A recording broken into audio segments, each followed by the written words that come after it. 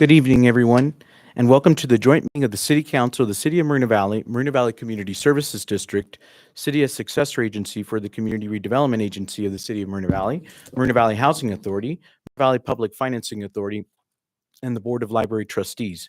The City Council does receive a separate stipend for CSD meetings. I now call this regular City Council meeting to order on October 18th, 6:09 p.m. The Pledge of Allegiance will be led by Brian. Would you like to lead us on that? Please remain standing for the invocation, which will be given by Pastor Mark Beagle from Liberty Baptist Church. Thank you, Mayor. If everybody can follow, put your hand over your heart. I pledge allegiance to the flag of the United States of America and to the republic for which it stands, one nation, under God, indivisible, with liberty and justice for all. Remain standing, please. Let's pray together. Our Father, this evening we come to you to approach your throne. You told us in your word that we can approach boldly. So tonight we boldly approach that throne and want to find that mercy and help in time of our need. Lord, today we think of our country. We think of our city tonight. And dear Lord, we pray your blessing would be upon our city.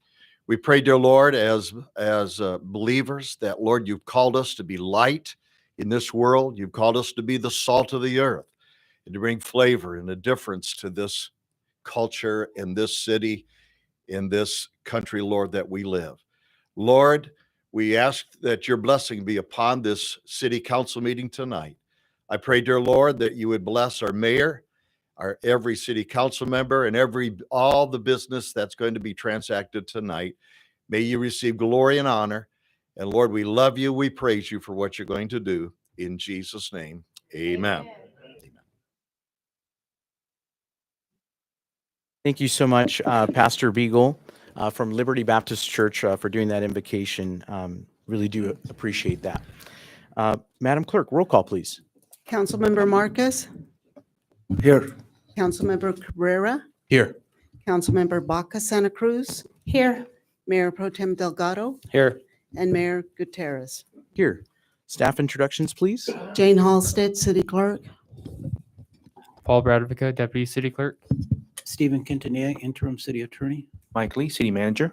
Brian Mohan, Assistant City Manager, Chief Financial Officer, City Treasurer. Good evening, Aldo Schindler, Assistant City Manager over Development. Manuel Mancha, Community Development Director. Michael Lloyd, Public Works Director, City Engineer. Jeremy Bubnick, Parks and Community Services Director. Captain Ken Reichel, Chief Police. Thank you. Before we hear public comments, I do want to just, mention, I know that, a lot of people, it's very tense right now and during this time, with elections coming up. And, I think we can be kind to one another, like Mayor Pro Tem has mentioned before, and we can be respectful as well. So just ask that you keep that in mind, at the podium, just to be respectful. I promise you our viewership on Channel 3 is not that big. So, please just be very, very respectful. We would appreciate it. Thank you. Mayor, if I could speak. Oh, okay. Did you have a question? Yes, I have my thing. And now that we're in open session, as carrying over from the closed session, I just really wanted to put it on record that we need some closure for that matter. There's been unfortunate circumstances that have happened to our employees that we would never want to happen again. I'm asking that at the next agenda, we place a proposed resolution of censure against Ulysses Cabrera for for the mistreatment, disrespect of our city employees. Okay. That will not be tolerated. Okay, Councilmember Baca, let me just ask really quick to see, because this is not on the agenda, but let me ask City Attorney that request, can that actually be put on another meeting? What I'm asking is for the council to direct you, City Attorney, you, City Clerk, to put a future agenda item, a resolution of censure, as well as a staff report regarding the actions taken by Ulysses Cabrera against our city employees. We can't tolerate that. So if that's what I'm asking, can we put that on a future agenda item? Not tonight, I understand. Yes, you do understand that that cannot be put on tonight. I understand the Brown rules. Not, yeah, so not tonight. You're making a request to add an item to a future agenda. Yes, a censure of Ulysses Cabrera. So that requires a second and a vote to add it on to the future agenda. I mean, it's just to discuss it, right? So we're not taking action on it. Well, not tonight. Not tonight, but for the next meeting is to discuss it. Correct. Can I get a second? I'll second. And will there be opportunity for deliberation since there's a motion we vote on and the a motion? second on the table? I thought no No. discussion should happen today. If No, the item is just to discuss whether it be put on to another meeting, not the merits of it. Well, there's a lot of claims being made, but no context, no explanation, anything. Can you read the report again? Important if we do that. Okay, what? Okay, we're gonna move on. Okay, we're gonna move on. Need a vote. I think we already did. We voted. Yeah, there was a second. Oh, okay, Madam Clerk, go ahead and call for the vote. Okay. Councilmember Marcus, No. Councilmember Cabrera, No. Councilmember Baca Santa Cruz. Absolutely, yes. Mayor Pro Tem Delgado, Yes. and Mayor Gutierrez. And just to clarify, this is just to put it on the agenda. We're not taking action and just to discuss it only. Right? Yes. Okay, we're gonna, Madam Clerk, how many public speakers do we have tonight? Can you count those?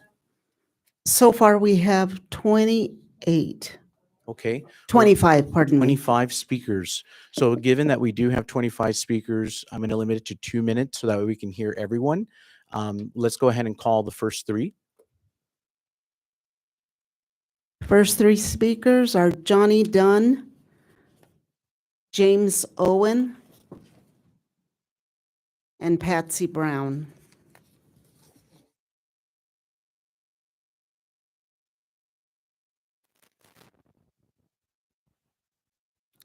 Okay, Johnny Dunn is here. I believe Johnny is outside.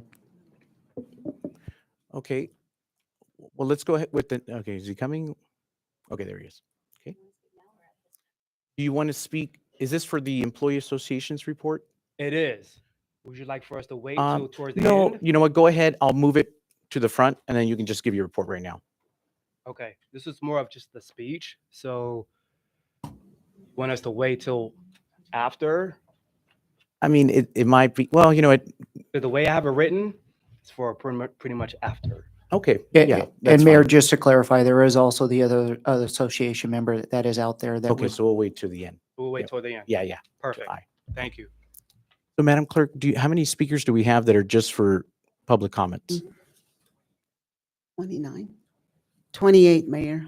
Okay, I thought it was going to go down, but okay. So we'll still stick to the 2 minutes. Who are the next two speakers? Next two speakers, James Owen and Patsy Brown. Good evening, Mayor Gutierrez and Good evening. City Council. Good to see you once again. I just want to give words about Dr. Patsy Brown. She's someone I've been knowing for the last, I would say, 6, 7, 8 years. And I just stand in support of her. I think she has a track record with me, being a pastor here for 4 years in the city of Moreno Valley. I just want to verbally thank Mayor Gutierrez for the support that he showed us when we were pastoring in the city. And but I think that passing the torch, that Dr. Brown is a candidate that really has the people at heart. Being a mayor, being educated, she's knowledgeable about the needs in the city. She is a pastor. I have served with her as a pastor in the city, going out numerous times serving the people that are struggling in this city, people that are homeless, people that need food to eat, people that need education. And I just want to give my support to Dr. Patsy Brown. I think she would make a great mayor for this city. I think that her heart is in it. She's not in it for career. She's in it from the heart. And I think that we need public servants that are serving from the heart and not from any other selfish reasons. So I just wanted to come out here tonight and say that I strongly support Dr. Brown for being the next mayor in the city of Moreno Valley. Okay, thank you, sir. Patsy Brown, followed by Rita Butler, followed by Jennifer Lorette Smith. Good evening. I want to address the council and the mayor, and thank you for this opportunity. I myself am Patsy Brown, and I'm running for mayor. And I just want to say, with the political environment that we have in our country, with all the fighting and all the chaos that's going forward, I just want to say that I think the city of Moreno Valley is a good city. It's a great city, and we need great leadership. I think the missing ingredient is we need more diversity, more integrity, and more transparency. And we also need a leader that will fight for the people and stand for the everyday, common day person of Moreno Valley. So I believe it's time for a great change. It's time for a great leader. And I believe I'm that leader. So I'm asking humbly for the vote of the citizens of Moreno Valley for someone that will bring a great change, great integrity, great diversity, and great transparency. Thank you. Rita Butler, followed by Jennifer Lorette Smith, followed by Aaron Bushong.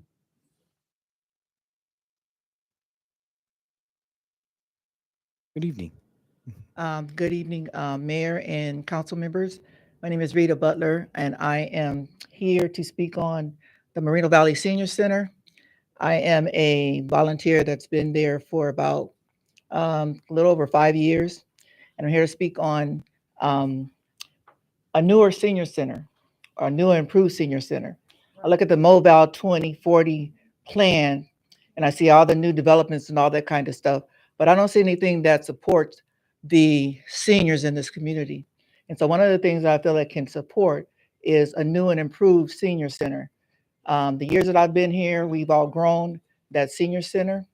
I just canceled a class, a 4.5-year class or 5-year class that I was a dance exerciser instructor, because we have a ballroom plus lunchroom that served as a multi-purpose room, okay, for Zumba, for dance exercise, for soul line dancing.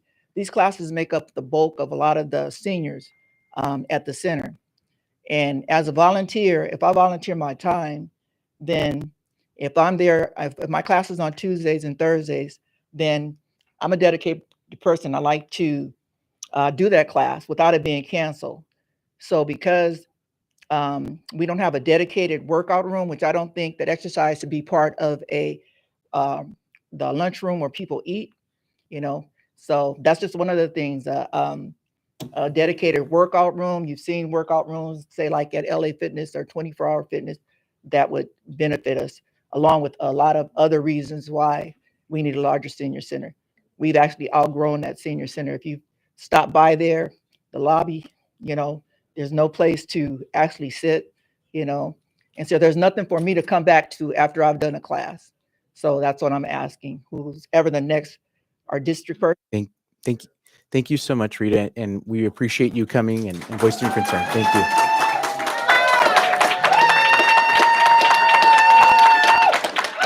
All right, a lot of excitement on that. Great. Okay. Jennifer Lorette Smith, followed by Aaron Bushong, and then Jerry Scher. Good evening. My name is Jen Lorette Smith. I'm one of the leaders of a grassroots group called Riverside Neighbors Opposing Warehouses. You may never have heard of us before, largely because Riverside is in our name, but I assure you your counterparts on the Riverside City Council have. And we thought it was about time to get to know you as well.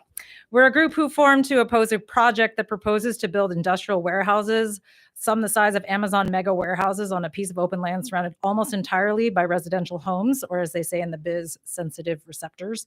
The West Campus Upper Plateau currently belongs to the March Joint Powers Authority, which brings me to why we're here tonight. Moreno Valley is one of 3 cities, along with the county, that makes up the March JPA. You have 2 representatives who sit as voting members on the commission. Currently, that's Councilmember Delgado and Mayor Gutierrez. As you well know, the air we breathe, the traffic we sit in, and the impacts on our region cannot and have not been contained by city lines. Like it or not, our destinies are tied. Our region already has the worst air quality of any region in the United States. Our freeways get an F rating. 40% of the nation's commerce comes through the ports and moves through the Inland Empire. Over the past 10 years, residents have seen almost every available parcel of land, especially those owned by the March JPA, sold off to developers who build warehouses that offer nothing to the community except low-wage, seasonal work with high turnover, air pollution, and truck traffic. This is not the kind of community we want to live in. I'm a mom of 2 school-aged children. I love my community, but I honestly go to bed wondering if I'm poisoning my children's lungs by living in this region. It feels as though politicians want to line their pockets in the short term by literally selling off the health and the quality of life of the next generation. Please, before you vote, remember that a short-term money grab means decades of impact on our community. Please hear us tonight. Thank you. Thank you, Jennifer. The next 3 speakers are Aaron Bushong, Jerry Shearer, and Sonny Williams. Good evening. Mr. Mayor and City Council members, my name is Aaron Bushong, and I have lived in the same house in the Orange Crest neighborhood of Riverside for over 22 years. Tonight, I am speaking as a member of Riverside Neighbors Opposing Warehouses. I respectfully ask that you and the 2 City of Moreno Valley representatives who end up serving on the March Joint Powers Commission after the November election vehemently oppose the West Campus Upper Plateau project. What do an airplane crashing into a warehouse fire, and a jackknifed big rig on a residential street that stopped traffic for 45 minutes have in common? They all occurred in the Orange Crest neighborhood of Riverside within the past 3 years, with the warehouse fire and jackknife big rig both occurring on September 12th of this year. All 3 put local residents in danger, and all 3 were the result of the poor planning, lack of foresight, and utter disregard for local residents' well-being and safety demonstrated by the March Joint Powers Authority for at least the past 22 years.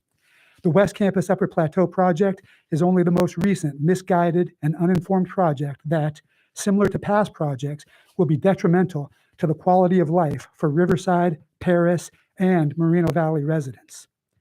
Opposing the West Campus Upper Plateau project should not be a difficult decision. All you have to do is ask yourself this question: would you want warehouses in your backyard, in your parents' backyard, or in your children's backyard? Your answer should be obvious. As council members, you are elected, and some of you may soon be re-elected, to improve the quality of life for both that by representing the will of local residents and vehemently opposing the West Campus Upper Plateau project. Thank you, sir. The next 3 speakers are Jerry Shearer, Sonny Williams, and Doris Duncan.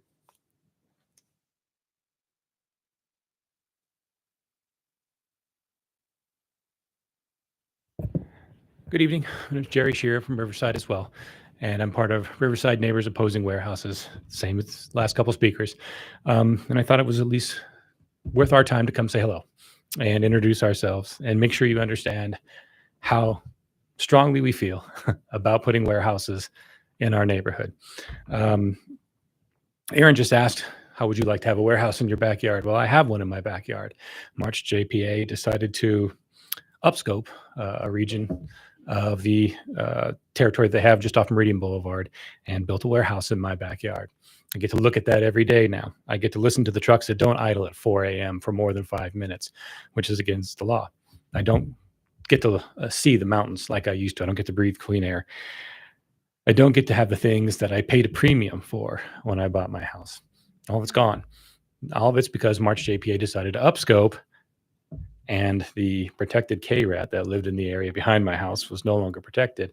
Therefore, we have protected warehouses. And so I would ask you kindly, if you are voting on this, ask the builder, ask the other commissioners, what else could we put here? What else could be built in this area? Why does it have to be warehouses? Why do we have to take the fastest money for the least return for citizens, for us, for residents? Why can't it be a park? Why can't it be a solar facility? Why can't it be an energy generator? Why can't it be medical? Why can't it be something else, just as their original plan from 1996 tells them they should do? Why does it have to be warehouses? Again, I ask you to oppose it when it comes up. Thank you for your time. Have a good night. Sure. The next three speakers are Sonny Williams, Doris Duncan, and Christopher Wellington.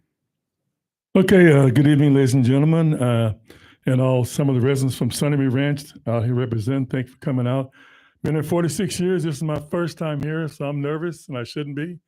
But it reminds me of being on the board up at Sunnyme Ranch is rough. I'm telling you, it's rough. But anyway, like I said, my name is Sonny Williams, and I wrote this down because I like to talk and keep talking and tell the truth. I am a 46-year proud resident of Moreno Valley. I am also a 20-year retired 100% disabled Air Force veteran, an Army rugrat, and my 30-year Army dad, and I served in Vietnam at the same time. So that was something different. I graduated from high school in Germany. I speak a lot of German, Tagalog, and Old Ebonics also. I am also a retired handyman carpenter, and I am now the oldest active disc jockey in America since the great Art LeBeau has departed to the big turntables in the sky. Rest in peace to Art LeBeau. I've been DJing for 50 years now, and that's back to back all over the world in the military. I'm almost finished. Myself and Grace, we have this thing called A Moment with Sonny and Grace. We hold political debates, and most of you up there have been to our debates and been involved in, so thank you. You see where it got you. Come to my debates, you see where you're at now? All right, so remember that.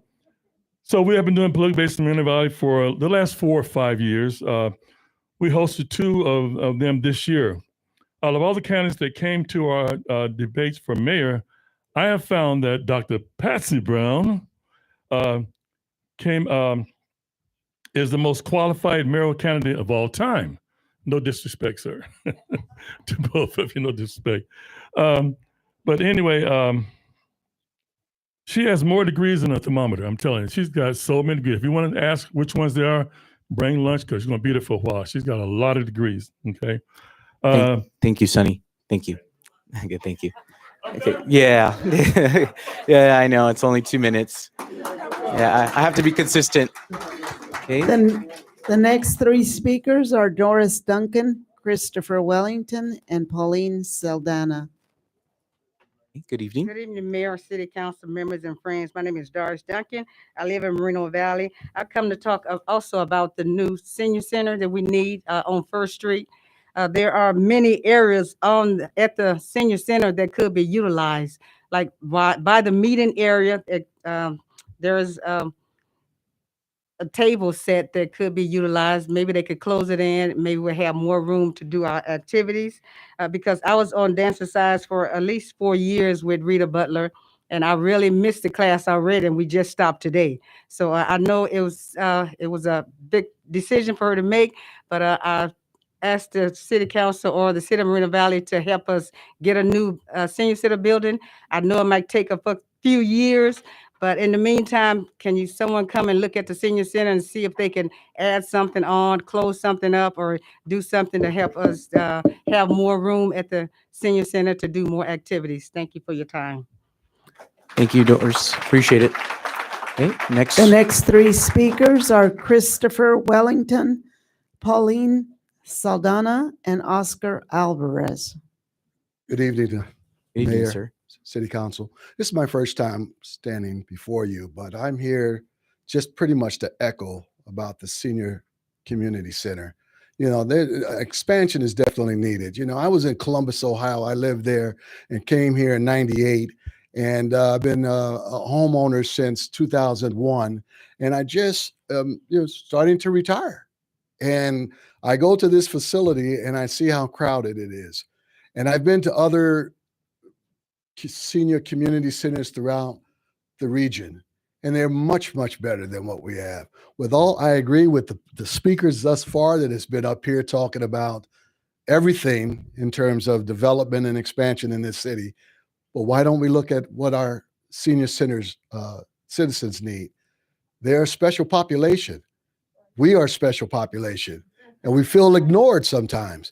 I don't see. I'm there Monday through Friday from 8 pretty much to 5 o'clock, and I don't see your faces except on post pictures now.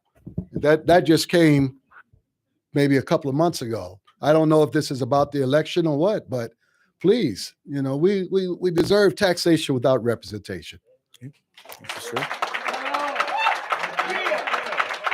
The next three speakers are Pauline Saldana, Oscar Alvarez, and Benjamin Schuler. And I just want to make it very clear to everyone that it's not on the agenda to take action on a senior center. But we have definitely welcome the comments and definitely open to that. And as the mayor, I am going to put it on the next meeting for us to discuss some more. So, thank you. Okay, next three speakers. Okay, Pauline. Well, good evening to all of you. I'm here to, again, support what's been said so far about our senior center. I am a Zumba instructor, volunteer Zumba instructor, and we're there pretty much every Tuesday and Thursdays. And we have a 9 o'clock class, and we also have a 10 o'clock class. Rita's class came after ours, and it saddens me that Rita is not going to be there anymore. Taking away from our seniors is not a good thing. Rita's class brings us together. We have fun. Well, I'm speaking of the Zumba class. We have fun. We entertain our seniors. We're together. We're a community, and we need that. But when you're battling with someone bringing in tables while we're trying to do Zumba, it's not a good thing. So we need the space. A lot of seniors are there, especially after COVID. We've had a lot of representation there. Someone was just telling me that Moreno Valley, our numbers, we started to move here. We now are enjoying our center, and it's not big enough. And there's a lot of us. And they're all our dances, or all of our activity in the mornings are dance classes. Us seniors like to dance. So, and there's a lot of dances. There's Folklorico, there's Zumba, there's soul line dancing, Rita's class. So we need more space. And we'd really love to have you hear what we need. All right, thank you. The next three speakers, Oscar Alvarez, Benjamin Schuler, and Ronald Peters. Good evening. Can you hear me okay? Thank you. You only give me 2 minutes, so I'll go real quick and I won't repeat a lot of stuff. I'm here, first of all, I'm here to speak as an individual, not a member of an advisory board. I just want to be clear on that. I do attend the meeting, the senior center 3 or 4 times a week, and certainly it has been a good place to keep healthy and to meet such a wonderful people that you've heard. I just want to bring up some issues that they have already been discussed, but just want to emphasize that the current capacity of the senior center has been outgrown by our people now, this day. Especially in the mornings, you have people, there's not enough room for exercise as the classes overlap with the lunch, as you have heard, so I won't repeat it. But also want to make this point, the projection of the seniors. If you read the information, seniors are going to double in 10 years. And we already have an outgrown senior center. So I want you please to consider that. Also, we serve physically challenged kids, and they join us in the class, and they do it joyfully, but it's getting too crowded now. So please keep that in mind also.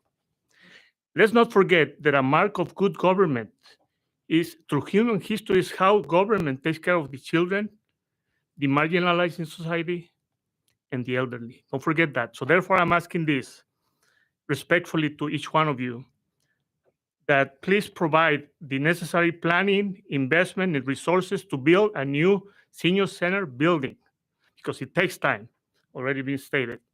And finally, all the necessary budget and resources so that now and in the future, the seniors continue to have these services and better services from now on. Thank you. Okay. Thank you, sir. Appreciate it. Thank you. Okay. Next three speakers. Next three speakers, Benjamin Schuler, Ronald Peters, and Linda Swearingen. Good evening, City Council. Good evening. As you know, my name is Benjamin Schuler, and I represent that agency called The Hole in the Wall. And I'm here to talk about the homeless situation that we have in Moreno Valley. And first of all, people say that we don't qualify. So I just want to reiterate and continue from last week, because we were cut off. I was cut off. but we are registered with the state of California as a incorporated organization, a 501c3. We've been that way since June the 11th, 2013. We're registered with the IRS Department of Internal Revenue Service. We got a certified register letter with a tax ID number as of June the 11th, 2013. We've been located at 24187 Postal Avenue. On any given night, there's 100 unsheltered homeless people that everybody want to turn their back to and thinking that the problem's going to go away, but the problem is not going to go away. Now, I've been in this city as a taxpayer and a homeowner and a business owner for 25 years. Yes, I am a Vietnam veteran as well. I served in the U.S. Army from May 1967 to June of 1968. So I care about this city. I care about city government. I'm not here to bash nobody. I think you guys are doing the best you can, but we do need change. Change is the only thing I see lacking, okay? I'm not here to bash anybody that done what they've done, but I know we need change because our organization can't get no funding to help the homeless. Nobody wants to work with the homeless. We do, but we can't get $1. So that's all I had to say. Thank you. Thank you, Benjamin. The next three speakers are Ronald Peters, Linda Swearingen, and Mike McCarty.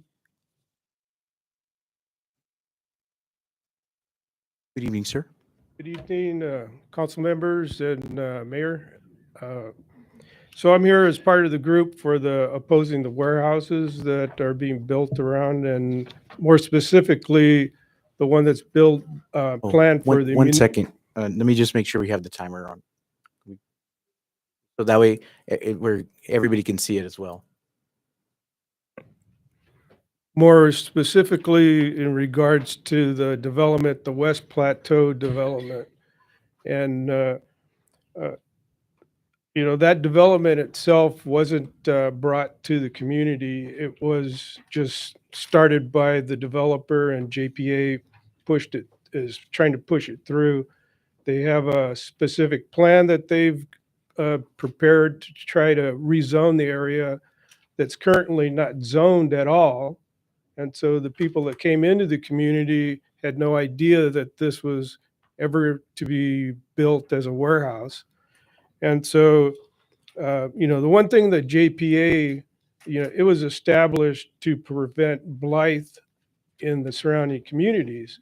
And more specifically, the state created a government code that it said itself to provide a means of mitigating economic and social degradation facing communities around the March Air Force Base. And within that, you know, it specifically talks about having compatible development, and warehouses, I don't believe would be that kind of a development, and compatibility with subdivision zoning and other planning. So, you know, right now there's no zoning. And then as far as, you know, public health and safety, warehouses and. Okay. Thank you, sir. Thank you. Okay. Next three speakers, Linda Swearingen, Mike McCarthy, and Elmer Thomas.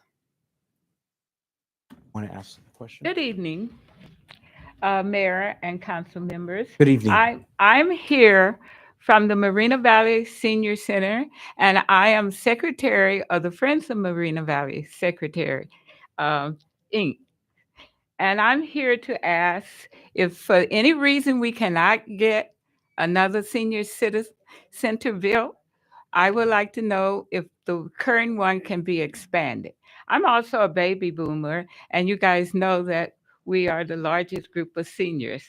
And there's room on the side of the senior center, which is a patio that's hardly ever used.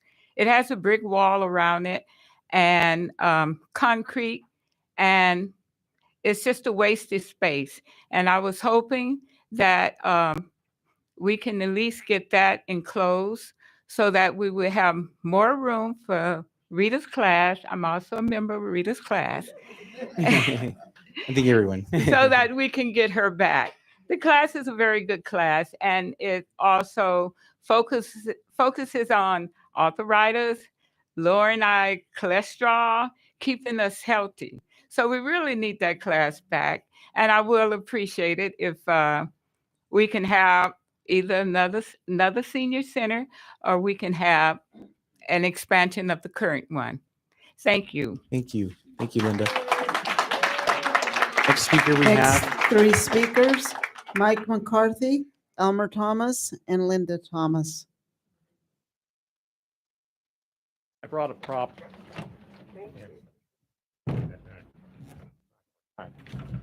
Good evening, Mayor and Good evening, council sir. members. My name is Mike McCarthy. I live down the road. And I'm a member of RNOW. Our group is here today to talk to 2 or maybe 3 of you who might be on the commission and voting on the West Campus Upper Plateau proposal. It's election season, and so I'm here today to ask for your vote. We need 3 votes from you guys, if we're going to have 3 of you, to vote no on this particular proposal. The 215 corridor around March Air Force Base is the second largest cluster of warehouses in the entire Southern California region, second only to the giga cluster around Ontario and Harupa. The warehouse development in the last 10 years has more than doubled in acreage. Just within 1 mile of our neighborhood, there are currently 5 million square feet of warehouses under construction. Locally, that's terrible for our neighborhood. Regionally, it is terrible for Moreno Valley as well. Traffic on the 215 is already clogged, even without the extra 3,300 truck trips that are going to be added with the existing warehouses under construction. Riverside County air quality is second worst in the nation, just behind San Bernardino. Cal Enviroscreen shows there are 2 environmental justice communities right along the 215, along the old 215 frontage road, in the 99th and 98th percentile for disproportional impact for socially economically disadvantaged communities. Finally, the added truck trips will contribute tons of greenhouse gases and contribute to climate change. Now, we'll be reaching out to you again after the elections. We'll figure out who's going to be on the commission. We'll talk to you. We'll try to get to know you a little bit better. And we're going to ask for your votes then too. Please keep this in mind. And we'll be sure to try to meet individually with those of you appointed to the commission to try to earn your votes, because we want you. We're counting on you to help stop this project. My name is Mike McCarthy, and I endorse this message. Thank you for your time. Thank you, Mike. Before we hear Elmer, Elmer, just 1 second. Let me just see if there's anybody else from either the senior center that would like to just make some comments. Anybody else? In regards to the senior center? Okay. All right. I just want to let you guys know that I have directed staff already to explore those options. And so that'll be coming at the next meeting. Okay. The next 3 speakers are Elmer Thomas, Linda Thomas, and Roy Billiker. I'm here to call for the immediate resignation of Ulysses Cabrera and David Marquez. Ulysses Cabrera had Jorge Zavala, the person who ran for David Marquez's seat and came in last place, to file a complaint against me with the FPPC to be delivered at my place of work as an attempt to get me fired. Fortunately, it took the FPPC less than a day for them to find the complaint false and invalid. So just another attempt by Cabrera to bully and intimidate me. Also listed on the complaint as witnesses are other bullies, Martin Cabrera, his daddy, senior, Angeline Pena, and Stephen Granda. Cabrera's campaign materials and his brother at the last meeting listed Cabrera's accomplishments as if he was the only one solely responsible. What about the work from the staff, the mayor, and the other council people? Ulysses Cabrera, you need to learn how to turn the I into we. That's basic stuff you should have learned in your political science class. At the last council meeting, Cabrera's brother told Ms. Palomares, "Don't fall," as she was returning to her seat from the podium. That tells you all you need to know about Cabrera and his family values. Cabrera said he's afraid of us and had to call the police because he was afraid for his life. Then why were you smiling at us, wishing us a good day? You walked right past us and waited for us at your car. Why didn't you just leave? And the police were already at the event. You are a disgusting liar, and that's why we laugh at you. For David Marquez, he started this whole thing with glee when he announced that I was being sued by Larry Parker. Unfortunately, a few days ago, I had to watch all the times David Marquez defamed me on video. The defamations occurred on October 6, 2020, December 7th, 2021, April 5th, 2022, and September 20th, 2022. And there's multiple instances of defamation on those dates. I encourage the community to view his remarks on those dates at the city's website. David Marquez is usually missing at the council meetings. Is he still getting paid? I want you to answer us. What amazing things have you done in the last 7 years? I can't even introduce my circle to you because you are an embarrassment. Thank you, sir. Thank you. Okay. Next three speakers, Linda Thomas, Roy Bleckard, and Martin Cabrera Sr. Okay. Okay. Point of clarification. I think Councilor Cabrera, you have a question. Would you like to ask the city attorney? Yes, City Attorney, if you could please clarify, when members of the public are speaking, obviously we respect their First Amendment rights, but can you specify specifically what members of the public can and cannot speak about, such as attacking council members personally when they're here at the podium? If you could please elaborate. And can you cite the case? Oh, okay. So I believe you're talking about the Baca versus Moreno Valley Unified School District case. So that was a federal case that was involved our late Mayor Pro Tem Victoria Baca, and it was filed against the Moreno Valley Unified School District. And it was held that any member of the public has a First Amendment right to publicly criticize a public agency official by name during an open session meeting of the legislative body that the official sits on. But so there's a basic general rule that has been codified under state law that embraces public comment and the First Amendment and the right of the public to express their views in a public place, particularly in a context of a city council meeting. But I just want to point out that although the United States Supreme Court has ruled that that anybody who steps to this podium has the First Amendment right to comment on any matter within the subject matter jurisdiction of the city council and has the right to criticize public officials, there is a restriction in that any criticism of council members should be related to that council member's alleged performance as a council member. So that's the caveat that comes with that. There's also, under the case law that provides that along the same lines that any criticism of a council member has to be related to the performance as a council member. And so that brings up the issue of criticism of family members. So if there's any criticism of family members that's unrelated to the council members' ability to perform their services or provide their services, then that should not be permitted. Okay.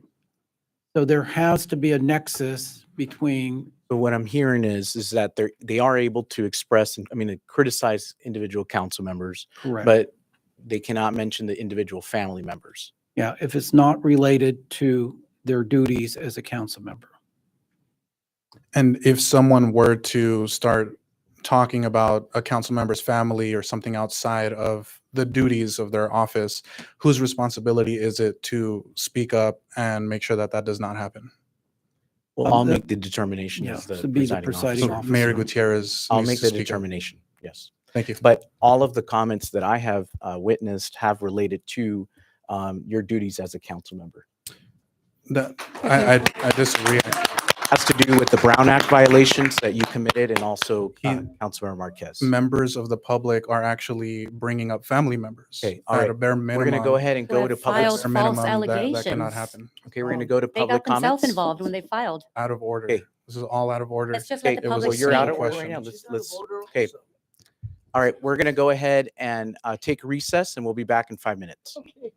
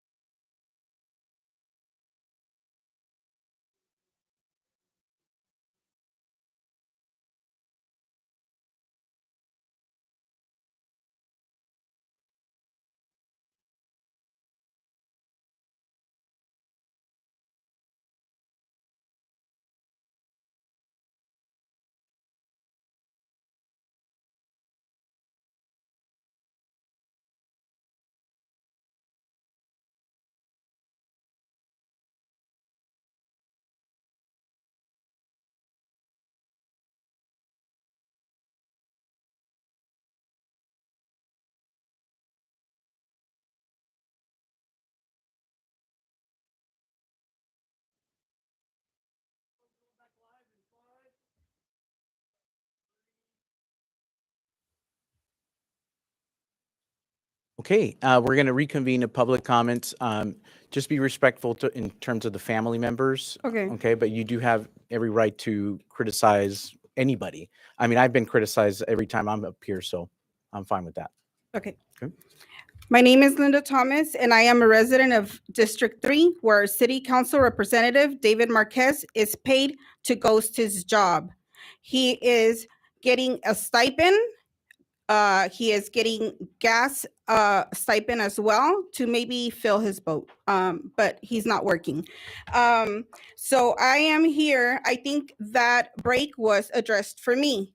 And I am going to tell you that if I have mentioned anybody's family members is in connection to the dishonesty of the council members that we do have.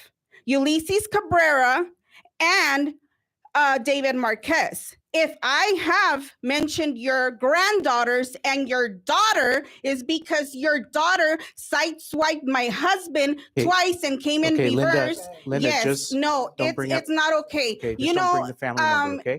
the granddaughters too. The accident, Linda, accident. He brought it to himself. Linda, we're gonna It's in relationship to him. Okay, We're gonna- upset. Too Okay, many I know. years. 2 years. right now. Okay, we're gonna pause. Okay, just keep it to the council member. That they're dishonest, that they're liars. That's what I'm going to say. My 3 minutes, I'm going to say that they're dishonest and they're liars. They have no morals. They have no ethics. They have no values. And the parents are here. Are they here with the check to pay for your $35,000? Huh? Do you work? Because I caught you at that opening, right? And you're giving a city employee card. You're soliciting business. You were supposed to be there representing your city. You said, oh, I can do floors. I can do windows. You can do everything. Do your job as a city council member. Do your job. You don't need to solicit employment when you're a city council member. You're supposed to be there as representing your district. And then you said you were Okay, scared. thank you, Linda. Okay, next three speakers. Next Okay. three speakers are Roy Bleckert, followed by Martin Cabrera Sr., and followed by Greg Custer. Okay, Roy Bleckert. Going once. Roy was outside. Oh, he is, okay. Okay. Well, go ahead and, Martin Cabrera Sr., go ahead. Hey, please, okay. Good evening, everyone. This is a circus. And you know what? It's orchestrated by you, Christian. You're the main leader here. And you approve that because you testify here in this honorable room that you will do a campaign against Councilmember Cabrera. Tell me, is true or not? Say it. Be brave. Okay. I am a community service member. Very proud supporting Ulysses Cabrera for mayor. Ladies and gentlemen, please be quiet in the He has audience. supporting Okay. public safety, quality jobs, and the community for his years on service. This weekend, we had a festival to celebrate the end of the Hispanic Month, Heritage Month. There were hundreds of residents celebrating their happy time. It was a great event overall. Unfortunately,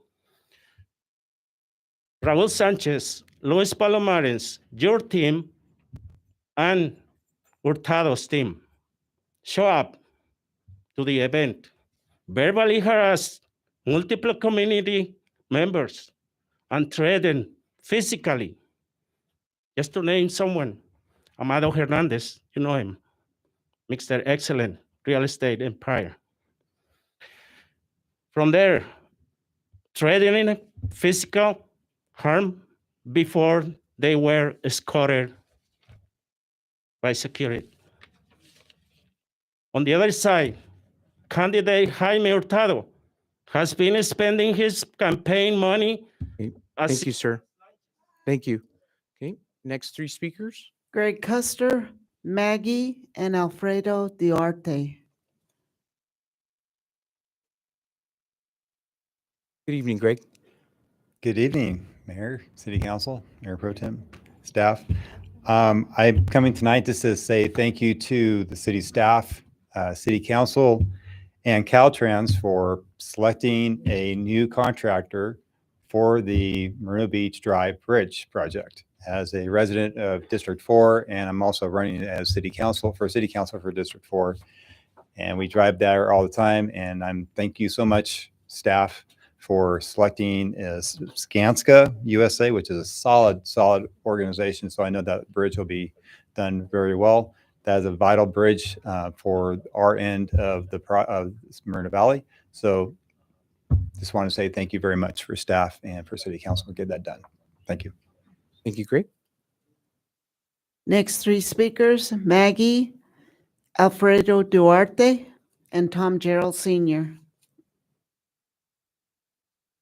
Right after Maggie, I'll just call Roy back if he's still around. Okay. Go ahead. Hi. Hi, Mayor. Hello, council members. Thank you for your time here. My name is Maggie Lacambra, and I live in Riverside, and I'm here to as a representative of the Riverside opposing the warehouses. And I'm not going to repeat everything that everybody else has said. I think you've gotten an impression that building additional thousands of square feet of warehouses in a residential area is not where anybody wants to live. We've got so many warehouses already in the area that have created so much traffic and terrible pollution for us to breathe in. I'm an original homeowner in Orange Crest. I bought my house there in 2004, and I never imagined that I'd be standing here having to fight against the clean air and the openness and the views of the mountains and the protected land behind our community for the sake of warehouses that just for the benefit of the people that are going to vote for them and the developers only.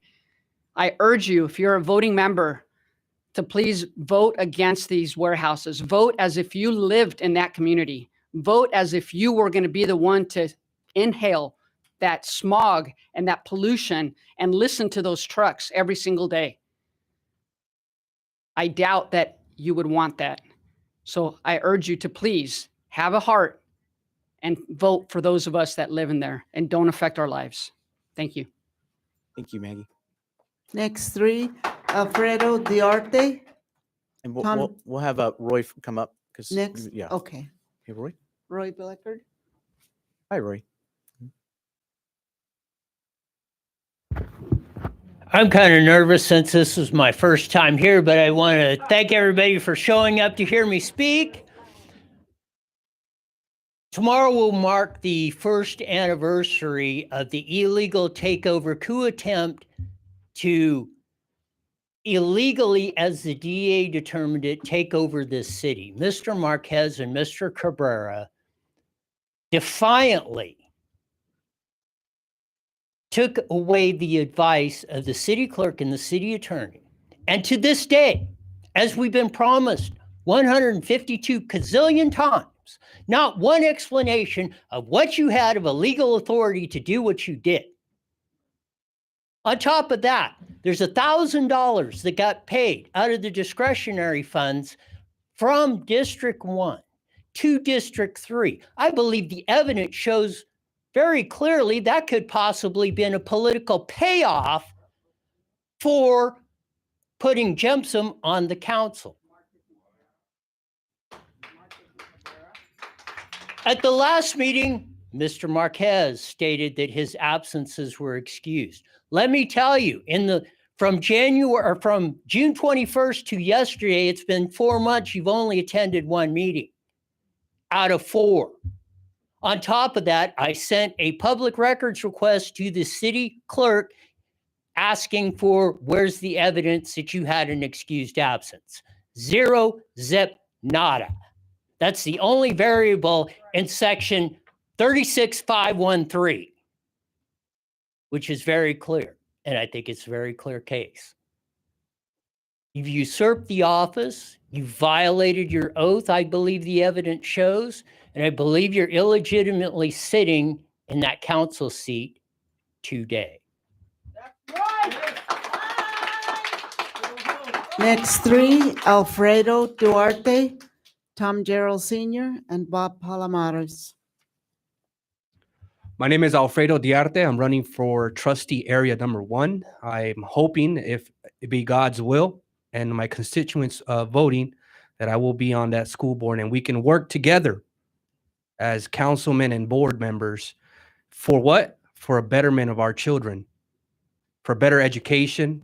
And I'm here for this particular subject because it is dear to me. It is personal to me. We need to start focusing on the safety of our children. My daughter, a few weeks ago, came this close from being stabbed on the school bus. And I ask, what is being done about this situation? All the wasteful spending that goes on in this city and this board, and we cannot protect our children? I assure you, the parents out here, safety is their number one issue. We have an expectation. I bring my child to school, he's going to come back to me, he or she. So what is it going to take, an Uvalde to occur in this district for us to start taking safety seriously? Because I assure everybody here that votes me in, I'm going to have an open ear to safety. I'm not going to have a deaf ear on that board. And I'm hoping if I get elected, we can work together, gentlemen and lady. I'm really hoping that we can work together because safety is a hot priority for any parent. God forbid there's another Uvalde here. We need to take safety a lot more seriously, folks. I know I will. You guys have a blessed one. Thank you, sir. Next three speakers, Tom Gerald Sr., Bob Palomares, and Chris Baca. Hi, Tom. Hi, Mayor, council members, Mayor Pro Tem, members of staff and the public, both here in the chambers and watching at home or on the internet. By the way, I do support the expansion of the seniors thing. I'll be back for that. So, but I'm going to tell you what's going to pay for it. There's all these warehouses everybody's complaining about because that gives us surplus tax revenues, and we'll talk about that later. And kudos for our public works department, especially our police and our fire. We personally have some great service, and I want to thank them more later. But as a 41-year resident of the city, I'm outranked by Sonny and the Bleckert family, but I bow to their years here. But I probably, in fact, I'm going to claim the title. I would say I'm the person who's been at the most city council meetings, right back to the very first one at the Marina Valley High School, the whole city. Maybe there's somebody, Richard Stewart outranked me, but he's been off the council now for 8 years, and I think I ebbed them out. So I've seen a lot happen, a lot of good things, a lot of bad things, a lot of in-between things. But what I witnessed a year ago was, I will call it nothing short of deplorable. It was a power grab. It was not kosher. It was a very, very bad thing. I didn't know you could conduct business with only 2 people on the council on the dais. I was just like, what's this all about? I was shocked. And and then what happened the day of Victoria's funeral, with the way her office was told to be vacated, the city clerk, maybe that's why we settling a lawsuit, had to rush over. That was, what it reminded me of is the end of The Godfather, when Michael Corleone's having his little baby baptized, and meanwhile rubbing out all his enemies. I mean, it was like a mob hit. So I mean, it was deplorable, and I really, and I've never taken on people personally, but this was an issue, and it was not a good thing. So thank you. Thank you, Tom. Next three speakers, Bob Palomares, Chris Baca, and Luis Palomares. First of all, like always, Chief, thank you and your men and women. And I heard about the softball team, 3rd place, Moreno Valley Sheriff's team. Great. And I just wanted to talk a little bit about a person that's running for mayor, Lindsay Robinson. I went to the little debate that Sonny put on, and she was going on about transparency and honesty. And well, hey, we all love transparency and honesty. And then she goes on to say that the mayor was put in there illegally. I said, well, she forgot that it was agendized, unlike what LaDonna Jemison was put on. She was put on by two members at who knows what. Anyway, and then she also spoke in the past about Victoria Baca, about her not being here at the council meetings. Her last meeting, Victoria's, was September 17th, 21, and she passed away in October the 6th of 21. That's the short period of time, a beautiful woman. This Marcus, he hasn't been here, like Roy said, in who knows how long. And Don Corleone, I guess he can come anytime he wants, and go when he wants. But, he hasn't done anything for the city but cost us money from day one. From the phony corruption investigation that he was involved in, recalls, and all of them proved nothing. All they did was cost the city, the county, and the feds money. That's all he did. But like Lindsay Robinson, she was saying that Donna Jemison was off of, November 18th when Delgado was sworn in, the members without Thank you, Bob. Thank you. Jemison voted her Next out. three speakers. Chris Baca, Luis Palomares, and Patricia Alvarado. Good evening, Council, community. I was here to talk about some other stuff on the campaign trail, but being what has transpired and the stuff that I'm seeing, I'm really disappointed in Mr. Cabrera and what happened at the event that he had at El Surtidor, and some of his people that were there.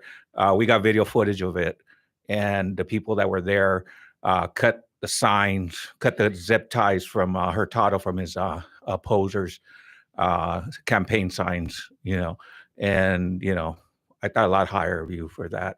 That you would do that. Not only did that happen, but the same people, after they cut the signs, they went over to Gutierrez's signs on the side of the hill and tried to kick that down. I spent hours on that thing because it's very susceptible to being vandalized. So I figured I'd tie it down and this and that. And fortunately, they weren't able to kick it down. But the point is, and other people are saying, oh, you should make a police report and this and that. But, I'm not, we shouldn't be that petty and waste valuable, resources that we have for police officers on such petty stuff. But, as far as the signs are concerned, we're a couple of weeks, just days from the election. And I think you should really consider telling your people to stop with the sign vandalism. We had one that was lit on fire, and it's just getting ridiculous. So I think the election's pretty much determined by people, and we're really beginning to see the true colors of these candidates. And unfortunately, I don't think Cabrera is really shouldn't be the mayor of our city. Thank you.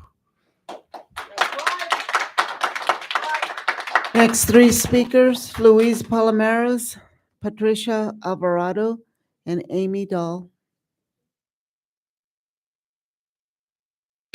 Ulysses Cabrera, you included your family in here. They were harassing me last time out there, getting all up on me.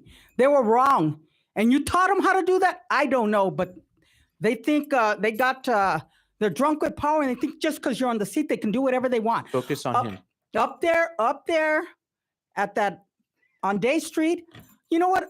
There was 3 securities there. I passed, there wasn't a big event. Everybody was there. They didn't even live there. I think I passed out 30 flyers.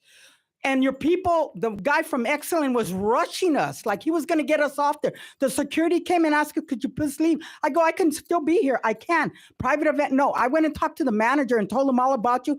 For a whole half an hour, I told him what you were about. I gave him the Toxic Cabrera flyer. I gave him that flyer. So how are you saying that we were? It's you. I even said, call the chief. I asked the owner of the place, call the chief, tell him to come down here, arrest me. This is my First Amendment right. I could be here. I'm not doing anything wrong, but giving information out. So it was a big event, hundreds of people. There were not hundreds of people there. Lying again, real good lying. And they said they don't even want you back there. The owner said, I didn't know all this was going to happen. We've done events here before. Yeah, but you didn't do it for a liar, faking a phony and a fraud, you know? And then the $24,000 you cost us in the lawsuits from their legal action, you and Marcus here, cost us $24,000 and counting. Nightmare on Frederick Street with you and Marcus too. He shows up whenever he feels like it.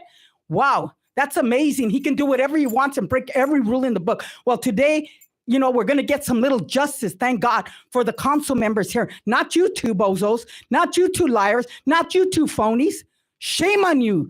If we have you as a mayor, hell, what's going to happen to us? We'll go backwards. And you want to start shelters here? Shelters. It's a good idea, but let's take care of the home. Okay, next three speakers, please. Next three speakers. Patricia Alvarado, Prado. Amy Dahl, and Gabriela Mendez. Hello, good evening. My name is Patricia Alvarado.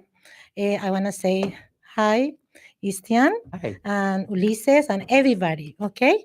I'm here to say something. I see very sadly what's going on right now in my city. Why I say my city? Because I love Moreno Valley. I live in here for 20 years.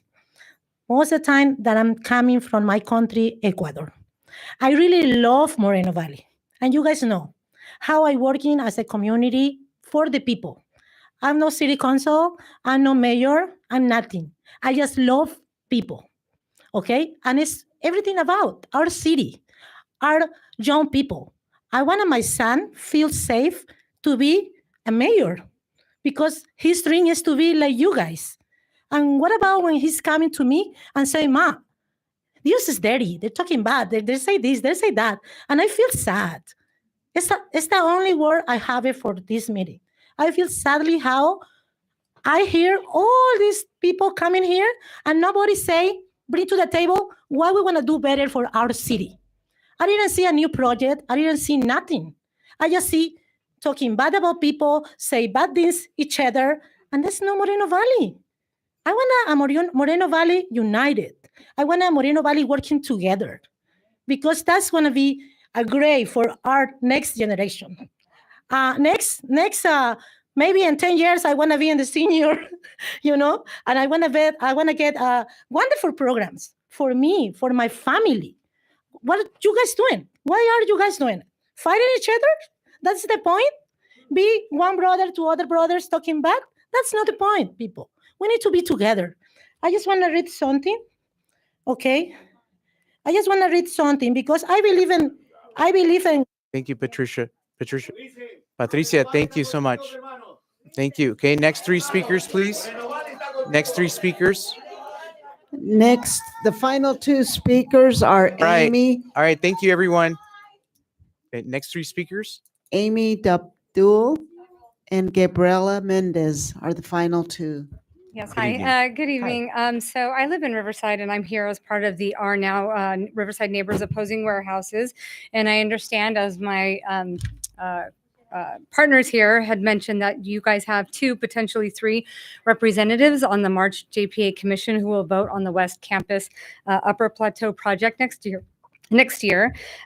This is my first time coming to the City Council for Moreno Valley, so thank you for this opportunity to express my strong objection to the additional warehouses in that area and the creation or the addition of those warehouses stretching out possibly over 1 million square feet does not have just Orange Crest and Riverside ramifications. This is countywide, and this has far-reaching negative effects on the county as a whole, not just for those of us living in the city of Riverside.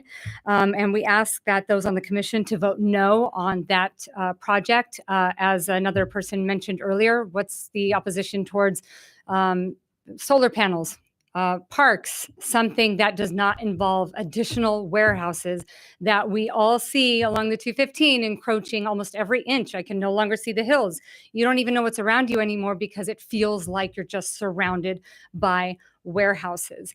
I do work in education, so a part of me also looks at the ramifications on, families and children and the smog. And to a friend earlier that is in support of that senior complex or expanding it, I would, of course, support that as well.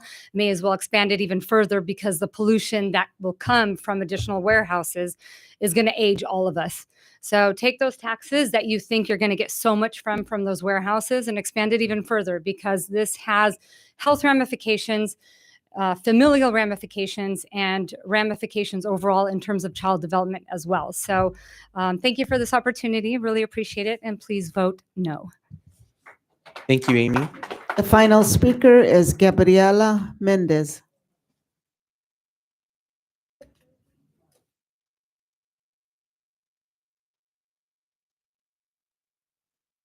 Hello, good evening. Good evening. I'm Gabriela Mendez. I'm a resident of Riverside, your neighboring city, but I am looking to buy here in the city of Moreno Valley for it to be my first official home, which I'm really excited about. So I am here to speak also as a part of RNOW and in support of their community group. I just want to state that the developer that's bringing in this project has built residential and commercial and other amenities in communities located in in Orange County or other areas. And I wonder why Orange Crest or the community of Orange Crest gets the short end of the stick.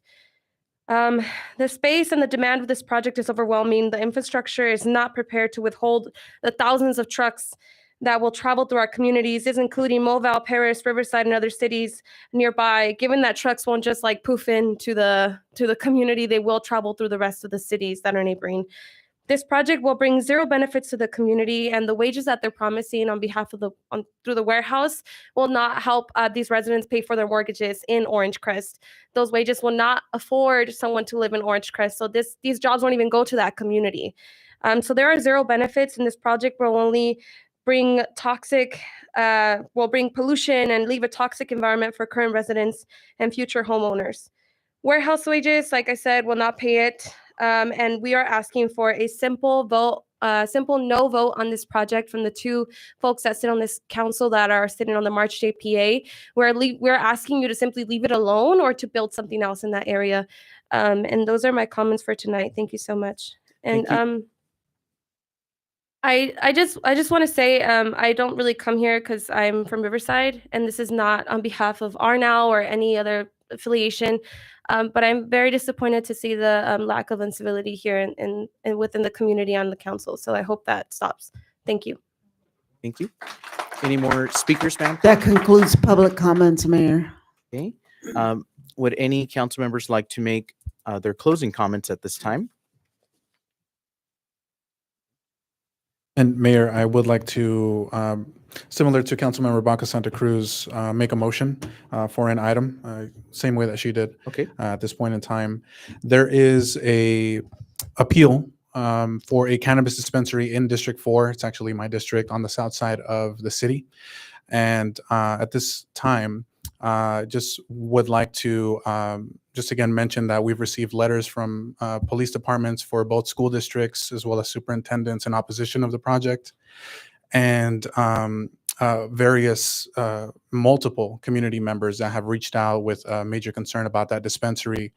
They're off of Iris and LaSalle because of the proximity to schools and other sensitive uses. So at this point in time, I make a motion that we bring that appeal for a final vote to our next regular city council meeting here for the city council, and I seek a second. I second. City Attorney, are there any legal ramifications with that? Or Mike, City Manager's Office? It's, yeah. Well, on the issue of the public hearing notice, we don't have sufficient time to put it on the next agenda. That's what I'm being asked. We can amend the motion for the next appropriate city council meeting. If it's not the next immediate city council meeting, it could be the next one where the public period actually allows for. So if it's not the next meeting, then it could be 2 meetings from now. And city attorney, you don't have any legal objections to that? There are a variety of issues. And so I gather I can talk about this now in open session. Well, you know, the item was in closed session, but since he brought it up, you know, do you want to just, you know, Yeah, so the allow the council to know what the ramifications are if we were to hear that? And just briefly as well, Steve, because it's not agendized, so I just want to make sure that we're not actually deliberating on it and we're not talking about the deliberating. item. This would be to bring it to the next appropriate city council meeting so that we can deliberate and we can talk and have a final vote on that. So I can respond to this and hopefully not encourage any deliberation on the dais. There's been discussion, we had discussed in closed session. Now, the council understands we discussed this in closed session. And there were several issues brought up in connection with potential liability and potential risk associated with appealing cannabis dispensaries. And the reason for that is that we have a set of very comprehensive rules and regulations and zoning requirements and development standards that are set forth in our municipal code that require each applicant for a cannabis dispensary to meet. And they're pretty extensive. And anytime that we have a set of rules that are adopted, or, you know, including development standards and zoning that are adopted by ordinance, we are required, the city council is required to provide due process to the individual owner and operator of that cannabis dispensary. The challenge is that we have a planning commission, which is an advisory body to the city council, that has made specific findings that this particular dispensary is compatible with our general plan policies. It's compatible with the zoning. It is not going to result in a detrimental impact on the neighborhood. It's going to not have a detrimental impact on property values. The various regulations that we apply to our dispensaries include those that we impose not only through our municipal code under our conditional use permit provisions, but we also require a regulatory permit. And these businesses are required to meet all the state licensing requirements for cannabis businesses. And those are very extensive. So to the extent that there's any concern about safety issues, each of these cannabis dispensaries have to submit a safety plan. They have to submit a security plan. They have to submit a neighborhood compatibility plan. And they have to submit several other plans. So to the extent that that decision of the planning commission is going to be challenged, we have to somehow maneuver around all those findings and make findings that are going to be in conflict with those findings that were made by the planning commission, which were based on findings of compatibility and consistency that were recommended by city staff. So I'm concerned that with all those regulations in place and the fact that we had noticed public hearings and participation by the public, that if we were to reverse that decision, the planning commission, the argument of bias may come up in that, and this typically comes up in the context of these kind of appeals, where an applicant will argue that we dotted all of our I's, crossed all of our T's, completed all of the applications, went through the process, did the community outreach, and we met every single provision or every single regulation imposed upon us. Okay. So there's a motion. Okay, is there a second? Yes. A motion by Second. Councilmember Cabrera, second by Councilmember Marquez to place this item on a future agenda. That's To place this item on the next city council meeting that would allow sufficient time to circulate the public hearing notice. If it's not the upcoming council meeting, then the one immediately after that. soonest. Okay. Correct. And then you provided your legal concerns in regards to that. So, Madam Clerk, go ahead and call for the vote, please. Okay. Councilmember Marquez, I second that motion. So that's a yes. That's a yes. Councilmember Cabrera, Yes. Councilmember Baca Santa Cruz, No. Mayor Pro Tem Delgado, Yes. and Mayor Gutierrez. Okay, no. All right. We're going to move. So can we just bring everything from closed session out? I don't understand. Could we talk about? Okay. So we're going to go ahead and continue to our consent calendar. All items under the consent calendar, sections A, B, C, D, and E, are considered to be routine and non-controversial and may be enacted by one motion. Each motion is a separate motion for each agency. At this time, are there any items that council would like to have as a separate vote? Okay. Okay. So just, do you have any questions on that one? Eduardo? Okay. I don't know if he's here. Eduardo? Okay. Okay. Okay. Any council questions? Okay. Councilmember Cabrera? Thank you. Yes, item B5 for question and comment. Okay.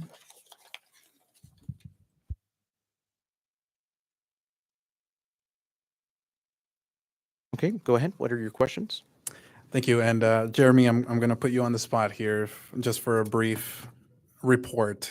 For item B5, that is in regards to the recommended park rehabilitation and refurbishment program plan, which is very good news. But I just wanted to ask if Jeremy from the Parks Department could share with us briefly what this item consists of and what it includes, and if approved here tonight, what upgrades our parks all around the city are going to get. Sure. Thank you, member. Thank you, council member. What we did, myself and the park superintendent and park supervisors, we went through every one of our 33 parks and put together a pretty extensive list of upgrades and things that need to be rehabilitated or upgraded or replaced.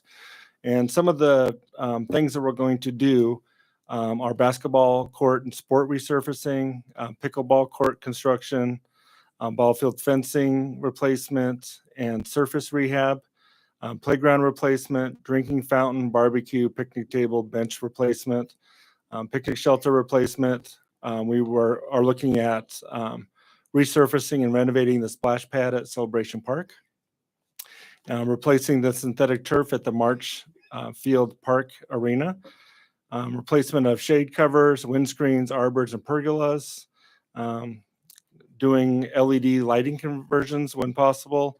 And then we have 4 parks that will be getting parking lot resurfacing and restriping. We're also doing restroom renovations as well as 2 additional restrooms, one at Adrian Mitchell Park and one at the amphitheater here at the CRC. And then also looking at doing some drainage and fence installation at the Equestrian Park. So that's just a few examples. It's a pretty exhaustive list, but we're excited about it.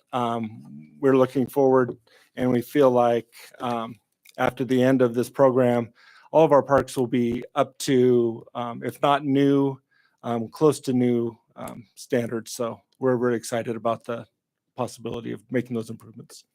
Definitely. Thank you so much for that update, Jeremy. Appreciate that. And so there's a lot to look forward to in terms of our parks, a lot of upgrades that are going to be coming soon. So definitely keep an eye out. And for anyone that would like to see a list of those particular upgrades, it is in our staff report here for the agenda.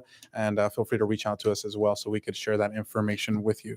Thank you so much. Okay, thank you, sir. Okay, we have questions from, I have it right here. Questions from Councilmember Baca Santa Cruz. Hey, Jeremy. So I did hear you are putting a restroom at Adrian Mitchell Park in Edgemont. Thank you very much. Is there shade covering coming for the amphitheater? Yes, that's on the list as well. Perfect. So I understand that your staff went to all the parks in the city, all 33, 32 and a half, 33 parks. When you created this list, I understand, we don't have all the money in the world, but we prioritize. Was there any items that we are not going to be able to fund, or were we able to fund all of the improvements throughout the whole entire city for the parks? We are hopeful that we will be able to take care of this list that I have put together. Obviously it'll take a couple of years and things change and pricing change, as you know, with inflation, but we are very hopeful that we'll be able to accomplish everything on the list, if not more. Okay, and how long do you anticipate this project will take? My goal is to have everything accomplished by summer of 2024. Thank you so much for your hard work. Questions from Mayor Pro Tem? So Jeremy, just to confirm, that money that's set aside for that right now will not change, and it can't be spent for anything else. Correct. Thank you. I would welcome more money. Of but course, of no. course. Okay. All right. Seeing that there's no further, I'll entertain a motion by council to approve the consent calendars. I move. I'll second. Motion made by Councilmember Marquez and a second by Councilmember Cabrera. Madam Clerk, please call for the vote. We gonna do it on, Oh, yes. I can do it. Oh, no, no, separate. it's fine. Yep. Thank you. And it's approved unanimously. We'll go ahead and carry to the next item. Move to the next item. Public hearing items. Question or comments from the public on a public hearing item is a gold slip that you would fill out. However, it does have to pertain to that item. So it does have to pertain to the item.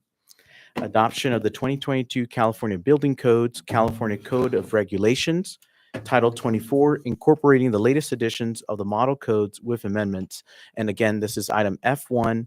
We'll have a report from our community development department for the staff report. Thank you, Mayor, Mayor Pro Temp, and council members.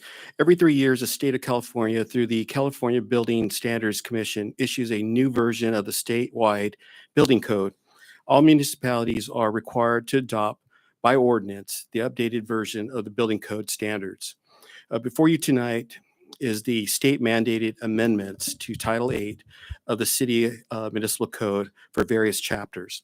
The adoption of the 2022 California Building Standards Code, California Code of Regulations, and Title 24 as amended will ensure that minimum building standards are implemented to safeguard life, health, property, and public welfare by regulating and controlling the design, construction, quality of materials, occupancy, location, and maintenance of all buildings and structures within the city. The California Building Standards Commission stated that the above referenced codes must be in effect at the local level by January 1st of 2023. That includes staff's report. Thank you, sir. Any council questions of staff? Yes, I got one. Councilor Marquez? Manny, are we going to be within code when you say 2023? Yes, that's why we're here tonight to get the But first once reading. I'll get the first reading, but. And then we have a second reading, which would come the following meeting. We have no problem. Thank you. That's all. Thank you. Thank you, sir. Okay, I'll go ahead and open the hearing. Okay, any public testimony on this particular item? We have two speakers, Tom Gerald Senior, followed by Luis Palomares. Okay, and just a friendly reminder, it does have to relate to this item only because it's a public hearing item. Okay, just giving that reminder out there because we haven't had a public hearing item in a while. Hi, Tom. Hi, I think my years of talking, I understand the 3 rules, minutes. and I do wish to speak about this item. I saw it on the agenda. Tom Gerald speaking on behalf of myself, and I spent some time at a little place called the Sundance Center and representing their interests and other like entities. A long time ago, council members and Mayor Pro Tem, and members of the staff. A long time ago in another life, I used to build a few things, did some custom homes, did a tract, and had some fun and enjoyed the industry. I actually started my building efforts out of state in Ohio originally as an iron worker, and I went south and worked as a masonry laborer in Florida, and then came out here and went through the carpenter's apprenticeship program. So I have a kind heart for those gentlemen and ladies, and do that work now. But long story short, I've always had a great respect for the inspectors and for the codes. I worked in Orange County, and Orange County was candidly, I moved here in '81, and Orange County was way ahead of the Inland Empire at that time on especially earthquake stuff, mainly from Long Beach because they had a big quake in '33, and that they set the precedent. And they were, we were doing things that they didn't even know about, the hold downs and shear walls and stuff. I mean, they talked about them, but they just were not common. And now you go house, even a house, you see all that infrastructure in there, which is important. So I'm a great supporter of the codes. I even came to a little demonstration how somebody putting 3 nails in a block of wood saved us from a bad fire years ago. And we recently had another little fire. But what I wanted to throw out is an idea, and you won't resolve it tonight, but at least I want to get it for your consideration. It relates to this. There are certain incidents where you have emergency situations, a failure or something. Case in point, I found a 24-foot beam sawed to, it was a 4x12, and it was sawed to within 2.5 inches of its meat. I found that on a Thursday. And when you find something like that, you don't have time to go start the process. You got to fix it. So we worked through the weekend. Monday morning, I had a building inspector out there that thought I was trying to pull a fast one. And I worked at the building official, and he asked me bottom line, do you plan to pull a permit? I said, sure, but I got to fix it first. If the building falls down, that's not too good. And we did. So what I would like to see is what I would call some type of emergency fast track to be able to do, I'll call it the essential repairs, like hold the building up or, prevent additional damages and things like that. And you still file for it, you still pay for it, but, get the process started. And what you can do are called as-built plans afterwards. And everything has to be code. And, if you didn't do it right the first time, you might have to tear something out and do it over again. But it's emergency situations such as fires, earthquakes, or failures of items. So that's my thought. So Thank you, sir. Put it at your feet. Thank you. Thank you. The final speaker is Luis Palomares. Just a friendly reminder, it does have to relate to the item, which is on the adoption of the California 2022 California Building Codes. Great, we're getting a building code and a fire code upgraded. Great, we need that. Now, the $1 million question is Ulysses Cabrera going to follow these codes? Because he's broken codes before, the sign code, and who knows how many others, we don't know. Golly, is he going to follow these codes, the fire and the building code? I hope and I wish that he is. I hope and I pray that he is, because we can't have this break the rules as we go along. It's a code. You got to follow the code. You got to follow the rules. You got to follow the law. They were trying to run me off over here. There's rules. They can't do that. You got to follow the law, Ulysses Cabrera. You can't break codes in our city. You're not Dalian or the Godfather here. You can't run it like a dictatorship. We can't have these rules broken or these codes broken. I mean, come on. We got to do this right. You guys are doing it right. The mayor, Delgado, Elena, but these two jokers here, Ulysses and Marcus, they break every damn rule in the book. Help us. God help us with this. I hope we get it done. I know we're going to get it done, but I hope they don't break any more rules in the book, because they break them as they go along and lie as they're doing it. Thank you. All right. Any council questions of staff? Actually, we already did that part. So go ahead and close the hearing, and then we're going to have deliberation. Okay. Council deliberation. Okay. I entertain a motion by council to approve staff's recommendations numbers 1 through 3 to adopt the 2022 California Building Codes. I'll move to approve. Second. Motion made by Councilmember Cabrera and a second by Councilmember Baca Santa Cruz. Please vote.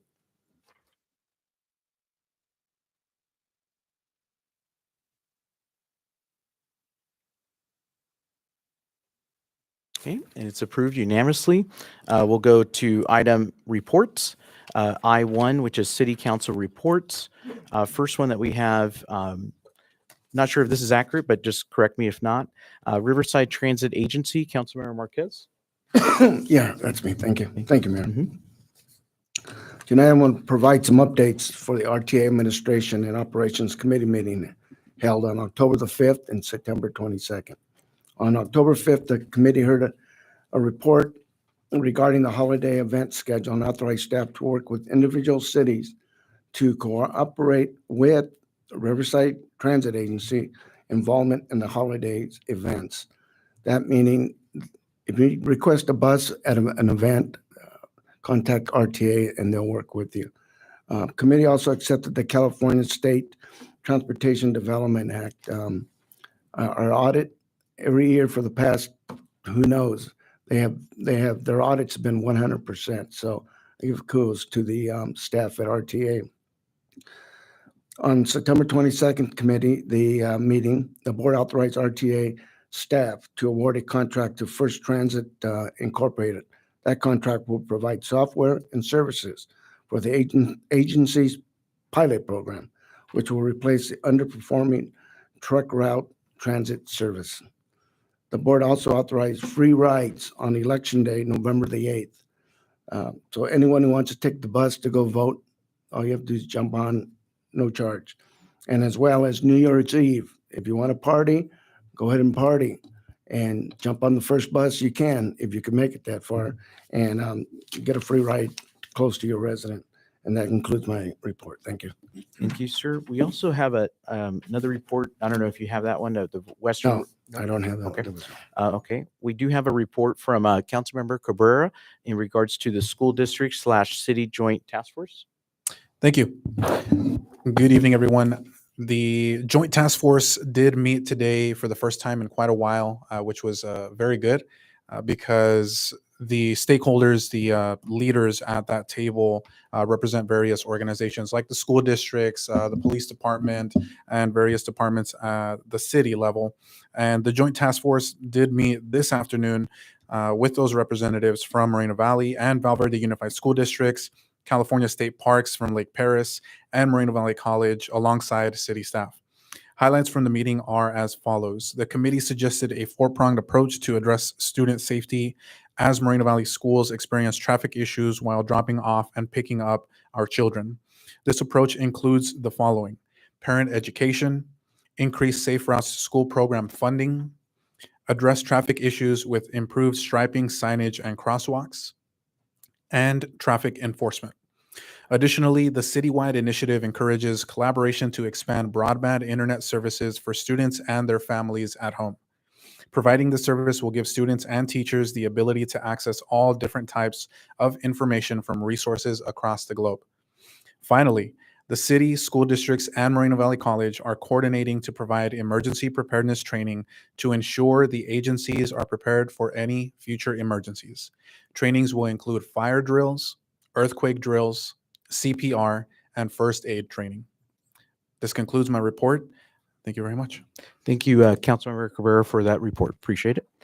We do have a report from the Western Riverside Council of Governments, and we have Mayor Pro Tem Delgado. Thank you, Mr. Mayor. Items covered at the WRCOG Executive Committee meeting on October 3rd, 2022 included the RCOG Executive Committee adopting the unclaimed refund policy and procedure for the PACE program. All unclaimed PACE refunds will be forwarded to the state instead of the WRCOG to handle, where they can be perpetually available for property owners or their heirs to submit valid claims. And that concludes my report for WRCOG from the October 3rd meeting. Thank you. Thank you, sir. Okay, seeing there's no more further reports, we'll go ahead and move on to item I2, which is the Employee Association reports. And I want to thank the staff for being patient.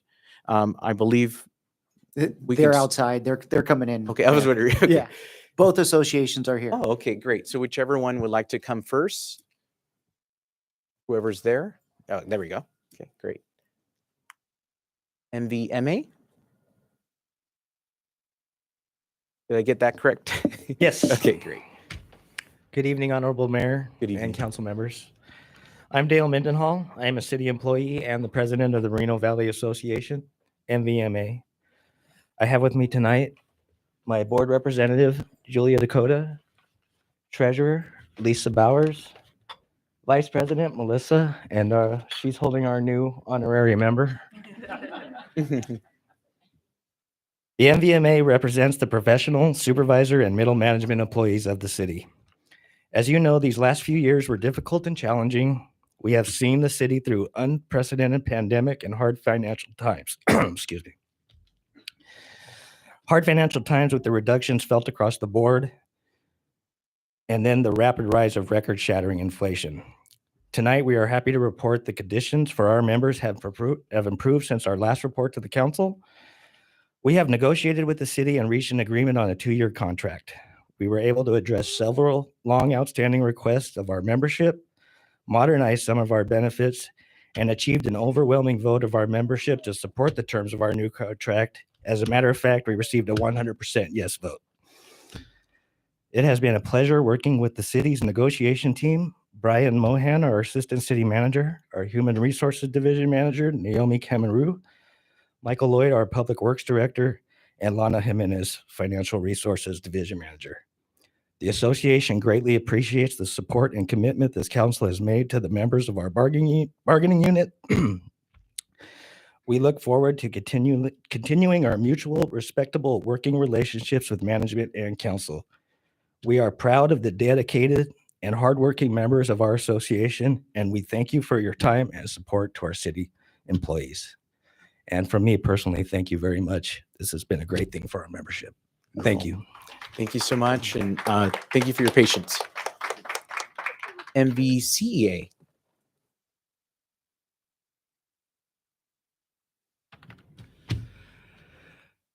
Good evening, Honorable Mayor and City Council. My name is Johnny Dunn, and I am the presiding president of Moreno Valley City Employee Association, MVCEA. Today, I am joined by my colleagues, Raquel Ortega and Regina Flores. I'm truly proud of the work the MVCEA board members have accomplished to ensure the city has thoroughly compensated our bargaining units and employees. We are extremely pleased and appreciative that the effort put forth by the City Council, City Management, and the Moreno Valley City Employee Association has culminated in the agreement you just approved. It took months of hard work, and it's my hope that we will be able to continue to forge ahead. We thank you for recognizing the work MVCEA members do day in and day out, and we look forward to fostering a culture and work environment where employees can grow and continue to feel valued by the city. Thank you. And I personally want to say thank you for the support, truly. And the members, they are very happy. Awesome. Very. Thank you. Thank you, sir. At this time, any other? We see none. So then, thank you so much. Really appreciate you. We will go to our city manager's report. We do have one more report. Thank you, Mayor, Member, City Council. Just 2 items tonight. First is I do want to commend the mayor for his leadership, really carrying this park renovation project, and also the City Council support. What you have did tonight was actually you have approved the largest historical investment in park renovation in Moreno Valley history. It was a $6 million investment that was included in the staff report. And also we will be posting this on our website. We will have a dedicated landing page so residents can also go and view which parks are going to be renovated and also which items within each park. So thank you, Mayor, and the City Council for that one. And then the second thing is my public service announcement is that the animal shelter, we are going to continue our free pet adoption. This is for all cats and dogs, which anytime you adopt a dog or cat at this time for the next 30 days, it will be free. And all these animals would have been spayed or neutered. They also have been microchipped and also vaccinated. So please do take advantage of this. We would love to help and clear our shelter, and also hopefully you can bring a pet to your home. And I think those are great amenities to have for your family. That concludes my report for tonight. Thank you. And that's starting tomorrow? That is already started, yes, Okay, for the next for 30 days. Thank you. Thank you, sir. So this brings us to reports and comments from council members who did not speak earlier. You will have 5 minutes for your closing comments. We'll start with Councilmember Marquez. Okay, thank you, Mayor. Last week, I attended Cannabis conference, Sacramento, and I got to say one thing. we're the only city in the Inland Empire that has way too many dispensaries compared to other cities, what I heard. I had a couple of council members from Desert Hot Springs mention about, what are you guys doing over there, opening up all those dispensaries? But again, it's a business. They can do whatever they, where they want to do it. It's no problem. Secondly, I want to bring up something that's disturbing. As I was gone, I was notified that I was served with some papers. Didn't know what it was about. And they came back on Friday morning to serve me with some papers. These papers are, City of Moreno Valley is suing me. As an active council member, the city is suing me. I had to go out and hire my own attorney to represent me because the city won't do it. And I'll tell you why. Because we've had several individuals here that go to the DA's office complaining about my attendance here. Well, you know what? It's all wrong, and I'll tell you why. Those 2 months that we didn't have council doesn't count. I was not absent for 91 days as this complaint from the city. 91 days. But they didn't ever mention the 2 months we were off. They never mentioned why they were canceled in August council meetings. But they were all excused. Now, I'm a city council member, and you know what I've heard? This is outrageous. You went to the district attorney's office to complain, and these people know who I'm talking about because they're in this chambers tonight. And what does the district attorney do? Well, you handle it, City of Moreno Valley. We're not going to handle it. So what does the city do? They go out and they file this suit against me to get me off the council. Now, we're going to pay an interim city attorney that has his own practice, build up these hours to try to get me off this council. That's what they're going to do. They're going to pay this thousands and thousands of dollars. It'll go through the courts, the appellate courts, a lot of money. That's your taxpayers' money. Why? Because they listen to these 5 people, 4 people, whatever. This council approved of this to happen. They voted. They voted for the city attorney, interim city attorney, to file these charges against me. Why didn't the DA do it? Because they knew they didn't have a case. So taxpayers, we're going to be involved in another lawsuit, and it's going to be thousands and thousands of dollars. So at this point, all I could say is I hope the city is happy with what they're doing, and I will fight this to the very end. They had a meeting. They conducted a meeting without me being there, so they voted on this while I wasn't there. That's the way we bring a city together. We sit around and, go after our council members that know the way they can get me out. If they want to get me out, recall. Save the city money and recall. You tried it before, it didn't work. Go to District 3 and ask the residents if I'm doing my job. And they're going to tell you, their answer is, yeah, well, he's doing his job. Only 10 signatures last recall. Am I doing my job? Go ask them. They'll tell you. So when we start building up these court costs and paying an attorney that doesn't work for us, other than an interim, benefiting his law firm, then you'll see where our wasted money goes. Thank you. Thank you, Councilmember Marquez. We'll have Councilmember Cabrera for his closing comments. And just a reminder to everyone in the audience, just to be respectful, to allow the council member to speak. Okay, this is his 5 minutes, so thank you. Thank you. Okay, guys, please. Okay. Thank you. Good evening, buenas tardes, everyone. Good to be back here at our regular city council meeting. First, I would like to just briefly share Moreno Valley Unified School District's event that was held at Moreno Valley High School for the final day of Hispanic Heritage Month, which was a success. Even though it was raining and there was some water, the turnout was just absolutely amazing. So hats off to Moreno Valley Unified School District for always putting up some amazing events here in the community. And also, just want to briefly talk about what my colleague here, Councilmember Marquez, just mentioned. Obviously, we can't go into any details on what was discussed within closed session, but I do have some issues with those papers that I actually see. Those are some discussions that are definitely going to take place to figure out exactly how things went down in that closed session. So I definitely have some serious concerns about that.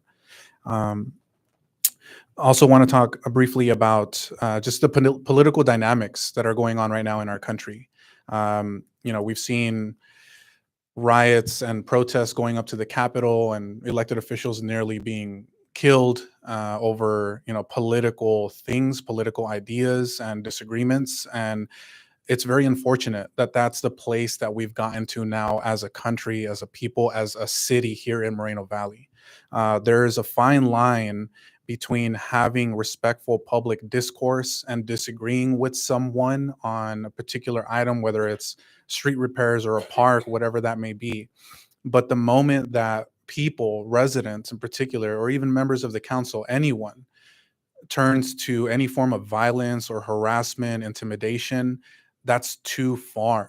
And unfortunately, that's what we are seeing here in the city of Moreno Valley, especially over these past few months. And I think, again, it's because of elections that are coming up, right? Tensions are high. People are very strong in their ways and their opinions. And I think that things are getting out of control here in the city of Moreno Valley. And that starts with all of us here, this leadership that we have the responsibility to make sure that people are doing things respectfully, properly, and not stooping down to dirty politics. And especially when certain members of this council, I'm not going to bash anyone here, I'm just going to mention some of my colleagues because of the relationships that some of us have with particular members here in this chamber and out in the community.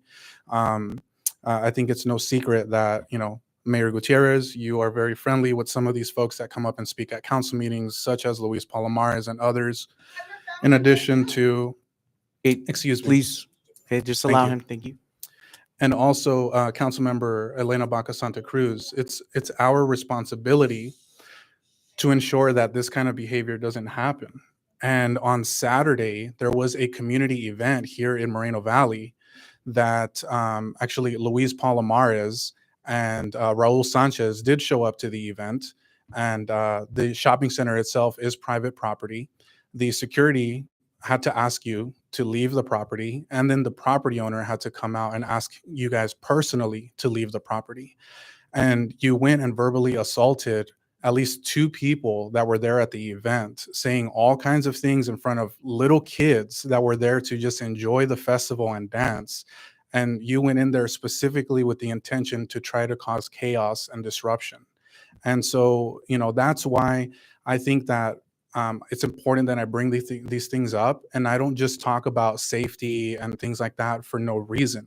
It's because if we keep turning a blind eye and keep just looking the other way and we don't say anything, this is going to get out of hand. And that's what I'm trying to prevent. Things are going too far. Again, there's a fine line. We can be respectful, we could disagree, we can disagree vehemently on things, but the moment that it gets into violence and verbal arguments and causing all kinds of disruptions and trying to destroy people's lives, that is not okay. And so again, I would call on all my colleagues up here, especially those that I already mentioned that have very close relationships with these individuals, to speak up and do something before things get completely out of hand. It's our responsibility to do that, to speak up and not stay quiet. So I'm asking all of us to do the right thing, stand up, and calm things down here in the city of Moreno Valley. We deserve better. Excuse me. Just let him speak, please. So with that, Just want to, send a message to all the residents here that, I'm sure that all of us agree that we want to move past this. We want to move past all of this division and nonsense that has been happening here and move back to a more normal city. So I look forward to that future here in Moreno Valley. Okay, thank you. Right. Okay. Okay, ladies and gentlemen, okay, ladies and gentlemen, okay, we're gonna go ahead and recess the meeting. Okay. Recess, we cut the meeting. Okay.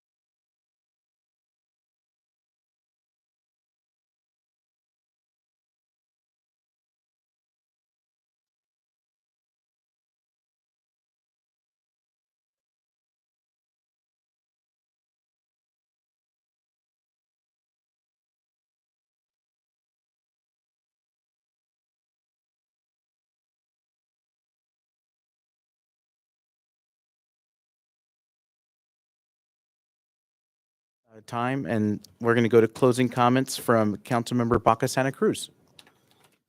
That was exciting. Good evening.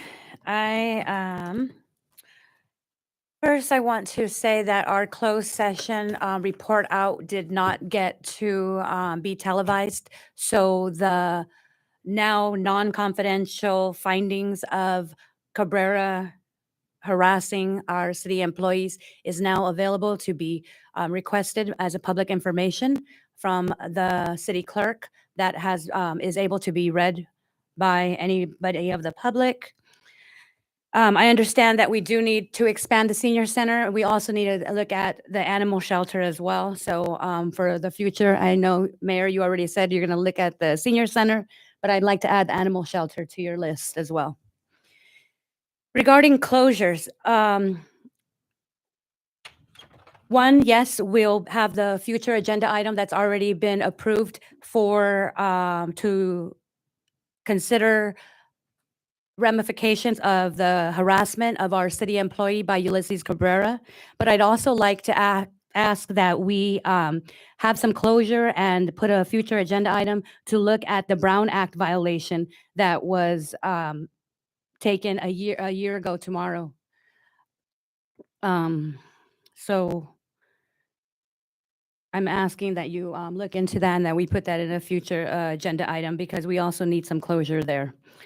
Third item I'd like to ask that we agendize in the future is our meeting days. When my mom, Victoria Baca, late Mayor Pro Tem, was on the school board and the city council met on the same night, second and fourth Tuesdays, and nobody was willing to change the date. When she got to the city council, the council here agreed to change the dates to Tuesday, 1st and 3rd, so that we'd be on the opposite nights of the city council. But I understand Valverde Unified meets on the 1st and 3rd.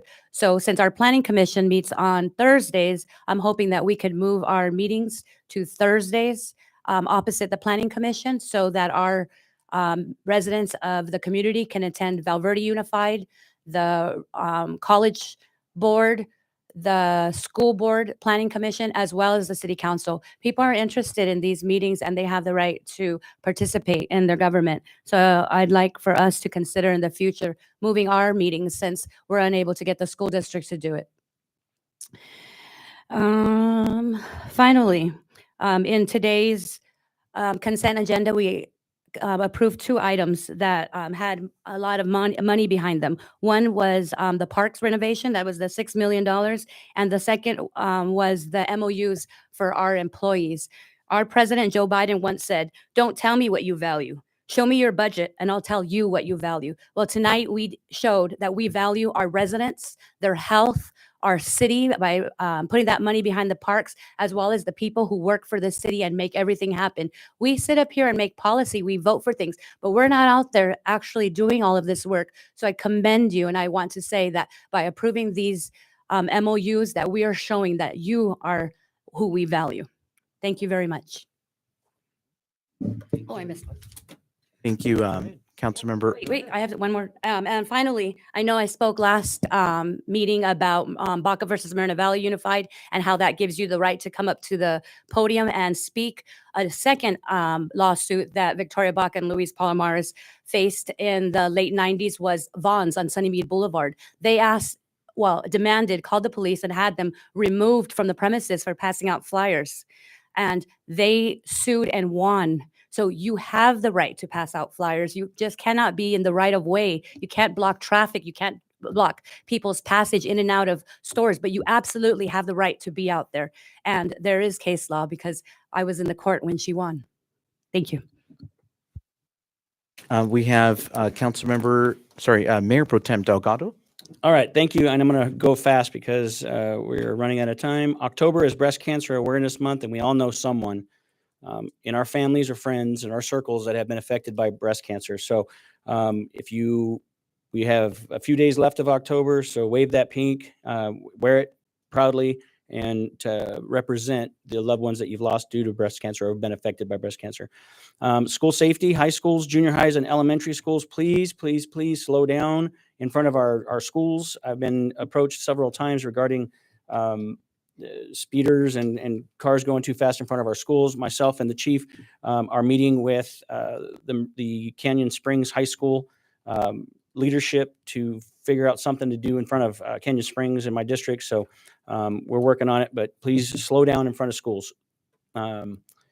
Senior Center, we went there. I went there, and myself and Jeremy did a tour there, and it was really cool, but they do need a lot of space. One thing I asked them, what do you need from us immediately that we can do besides a building in the backyard? They said they needed partitions in the restroom. We just got that done, right? They needed brand new partitions in their restrooms, and we got them. So thank you, Jeremy, and your folks for getting that done, and very, very quickly too. So I'm sure they appreciate it. Great to see that our employees got their contract. They are the bread and butter of our city. And just like Councilmember Baca Santa Cruz said, amazing. Thank you, Brian, for working tirelessly and your staff on the team for getting that done. Parks, thank you guys for the work that you put into preparing that budget for the parks. I commend you for that. And lastly, when I first got elected, I told you I was not going to be a politician. I do have to vote on things that do affect people and do affect the city. But I tell you what, right here, right now, I'm gonna tell you, and I told you guys a long time ago that if anybody does something illegal or dishonest or lack of integrity, I'm gonna call them on it. We are the city leaders of this awesome city. I am gonna hold myself accountable, and I challenge everybody here to hold me accountable. If I do something wrong, illegal, unethical, call me on it. But I'm not gonna sit back and watch unethical behavior happen up here and not call you on it. I don't want the city folks that have been here a long time, the Roy Bleckerts, the Palomareses, the Tom Geralds, to always have that scar about their city councils, regardless of how many years have gone by. We need to fix it. We need to change. And this tonight, I will tell you right now, I would not want my children watching this meeting. I am very upset that it went down the way it went down. Look, Patricia Alvarado said it best. Why can't we just move on as a city and get things done the way we need to get things done? I'm embarrassed. I'm telling you, I'm telling all you guys, I'm telling you guys, I'm embarrassed. I would not. If my kid, my son, my 19-year-old son said, Dad, I want to get into politics. I want to come to your city council meeting. I said, no, you're not. Not until we fix this.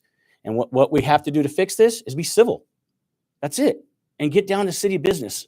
I tell my city staff all the time, I wish that we could come to a meeting and do city business and leave all the rhetoric out there for another city to deal with.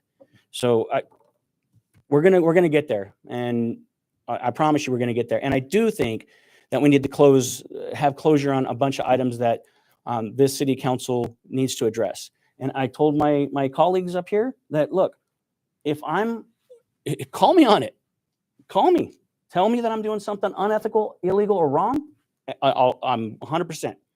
So moving forward, we need closure on a bunch of different items that we've done to ourselves. So a lady from the city of Riverside came in to talk about warehouses. The last thing she said about our city is that she was very surprised on how this decorum went.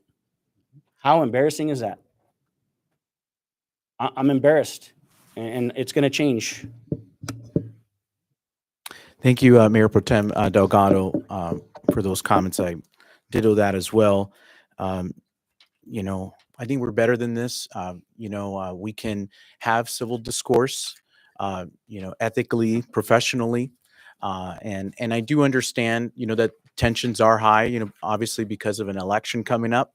But also I do recognize that there were things that were done, you know, about a year ago, or I think exactly a year ago, that's probably why people are so tensed up and probably need that closure. So I do understand that.